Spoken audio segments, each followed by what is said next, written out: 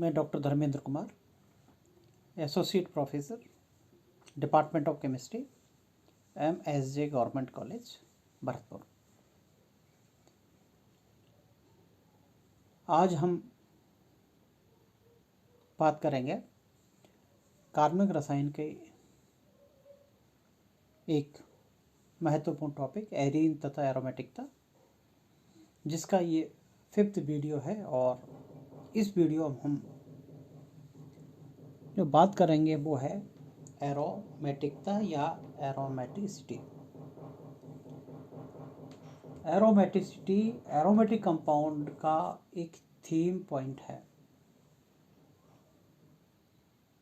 यानी कि aromatic compound के स्थायित्व के लिए जो एक चीज़ पाई जाती है उनमें, या एक महत्वपूर्ण गुण पाया जाता है, वो उनकी एरोमेटिकता है।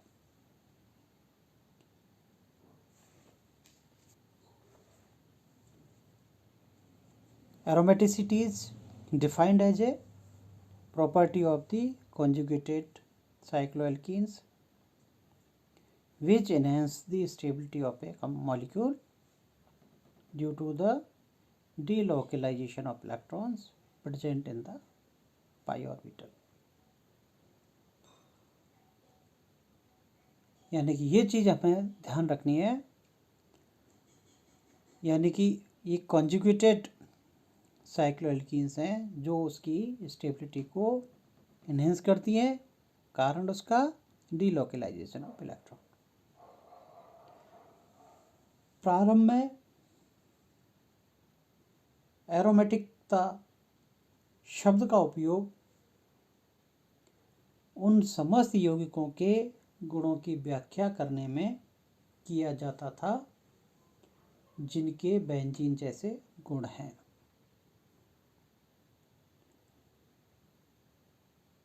अर्थात वे समस्त यौगिक एरोमेटिक कहलाते थे जिनमें बेंजीन वलय अथवा उसका संघनित तंत्र यानी कंटेंस सिस्टम विद्यमान हो।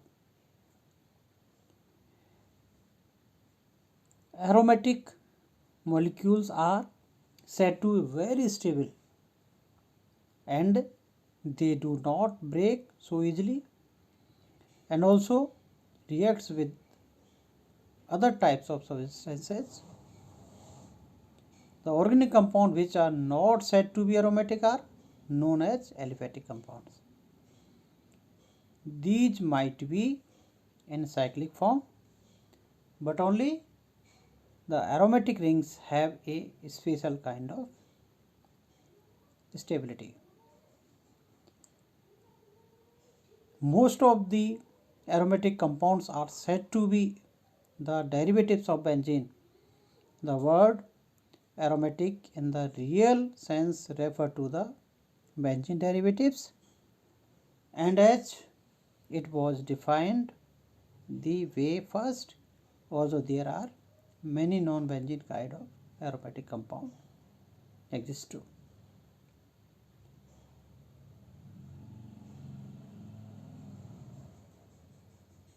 तो इन बातों को ध्यान में रखते हुए जो ये संघनित तंत्र है, यानी कि जो कंडेंस सिस्टम है,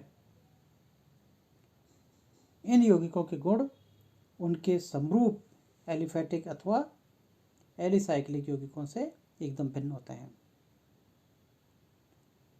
अगर हम उदाहरण के तौर पर देखें तो एरोमेटिक एमीन बहुत ही वीक क्षारीय होती हैं और एल्कोहलों की तुलना में फिनॉल अधिक अम्लीय होते हैं।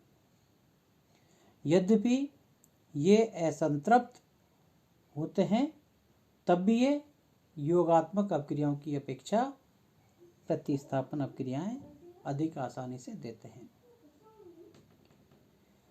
इनकी जो हाइड्रोजनेशन ऊष्मा अपेक्षा से बहुत कम होती है, जैसा कि हम पूर्व के वीडियोज में बात कर चुके हैं कि जो हेक्साट्राइन में जो एनर्जी का मान बैठना चाहिए वो उतना ना बैठ के उससे काफ़ी कम बैठता है, यानी कि हेक्साट्राइन में लगभग 85.8 किलो कैलोरी होना चाहिए, जबकि होता कितना है, वो 49.8 किलो कैलोरी होता है, यानी कि उससे 36 किलो कैलोरी उसमें कम मुक्त होती है, जो कि उसकी रेजोनेंस एनर्जी कहलाती है। हम अलग से बात इसके बारे में कर चुके और करेंगे।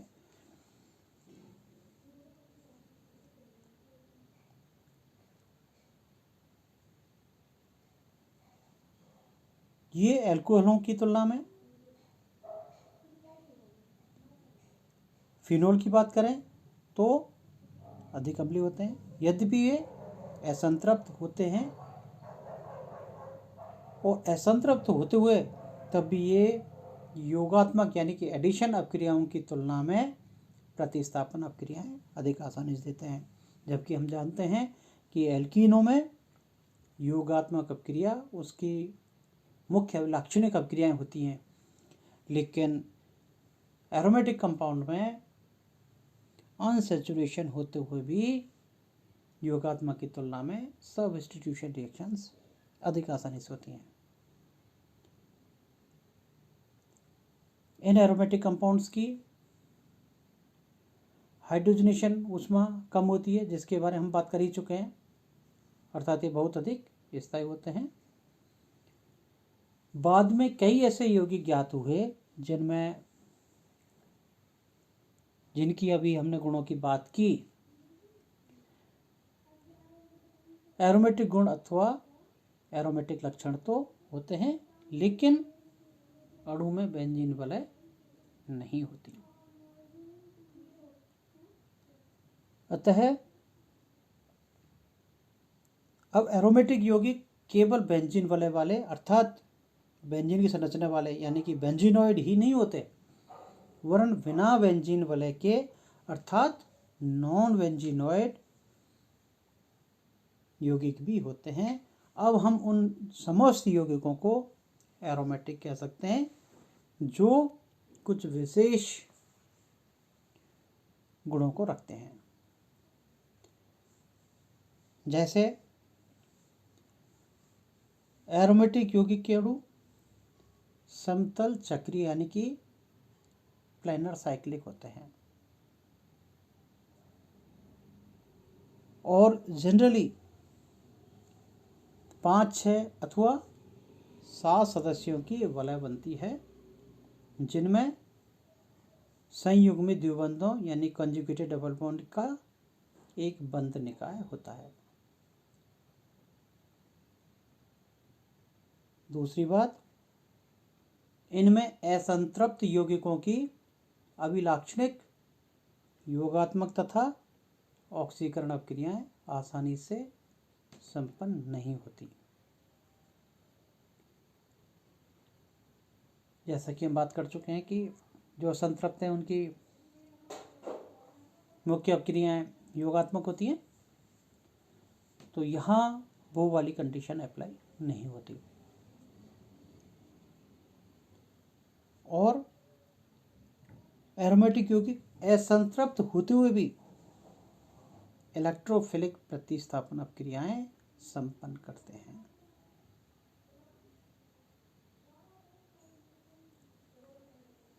एरोमेटिक यौगिकों की जो हाइड्रोजनीकरण ऊष्माएं तथा उनकी जो कंबशन ऊष्मा है यानी कि दहन ऊष्मा के मान अपेक्षित मानों से बहुत कम होते हैं, अर्थात ये निर्धारित स्तर से कम ऊर्जा स्तर के होते हैं। जैसे हम बात कर चुके हैं 85 से 49 हो जाता है, यानी कि लगभग 36 किलो कैलोरी कम हो जाता है। तो दूसरे शब्दों में हम कहें कि ये असामान्य रूप से स्थायी यौगिक होते हैं तथा इनकी अनुनाद ऊर्जा का मान अधिक होता है। इनमें पाई इलेक्ट्रॉन चक्रीय रूप से डीलोकेलाइज्ड होता है, यानी कि ये अति महत्वपूर्ण चीज़ है कि पाई इलेक्ट्रॉन होता है वो डीलोकेलाइज्ड होता है। जो हम पहले बात कर चुके हैं, जब कैलकुले की संरचनाओं की बात की, वहाँ 1, 2 और 1, 6 वाली बात की, जैसे कैलकुलर कहता है कि 1 2 और 1 6 वाली पोजीशन पर अलग होंगे द्विप्रतिस्थापी, लेकिन जब बाद में एमओटी सिद्धांत के आधार पर हमने इसको क्लियर किया कि 1 2 और 1 6 पोजीशन एक जैसी होती है, क्योंकि उसमें डबल बॉन्ड एक जगह स्टैटिक ना होकर उसमें डिलोकलाइज्ड होता है और उसके आधार पर उनकी स्टेबिलिटी बनती है। तो इस तरह की यौगिकों में पाई इलेक्ट्रॉन चक्रीय रूप से अस्थानीकृत होते हैं। इनकी वलय में जो अति महत्वपूर्ण एक नियम है और जो बहुत ही ज़्यादा प्रचलित है और जिसके आधार पर किसी भी एरोमेटिक कंपाउंड की एरोमेटिकता को ज्ञात किया जाता है, वो है हकल का नियम। यानी कि इनकी वलय में, एरोमेटिक यौगिकों की वलय में उपस्थित पाई इलेक्ट्रॉनों की संख्या हकल के नियम अनुसार 4n+2 होनी चाहिए, जहाँ n एक पूर्णांक यानी कि 0 हो सकता है, 1 2 3 आगे कोई संख्या हो सकती है, लेकिन पूर्ण संख्या होनी चाहिए। तो उसके आधार पर हम एरोमेटिकता को ज्ञात करते हैं। जैसे हम हकल्स के नियम को अलग से भी बात करेंगे, लेकिन चूँकि यहाँ एरोमेटिकता की बात चल रही है तो हमें ये ध्यान रखना है कि जो हकल का नियम है, जैसे यहाँ बेंजीन की संरचना है, हम ऊपर देख पा रहे हैं कि यहाँ पाई इलेक्ट्रॉन कितने, 3 डबल बॉन्ड हैं, तो पाई इलेक्ट्रॉन 6। तो यहाँ अगर n = 1 है, क्योंकि इंटीग्रल संख्या होती है, तो इसके आधार पर 4 × 2 + 2 तो संख्या होती है 6। तो इसके आधार पर हम कह सकते हैं कि बेंजीन एरोमेटिक यौगिक हुआ। इसी तरह जैसे नीचे पिरिडीन, पिरिमिडीन, पिरोल, थायोफीन और फ्यूरेन, यहाँ भी हम देख पा रहे हैं। तो यहाँ जैसे पिरिडीन की हम बात करें तो यहाँ हम देख पा रहे हैं कि इसमें 3 डबल बॉन्ड है और उसके आधार पर ये 6 पाई इलेक्ट्रॉन सिस्टम हुआ।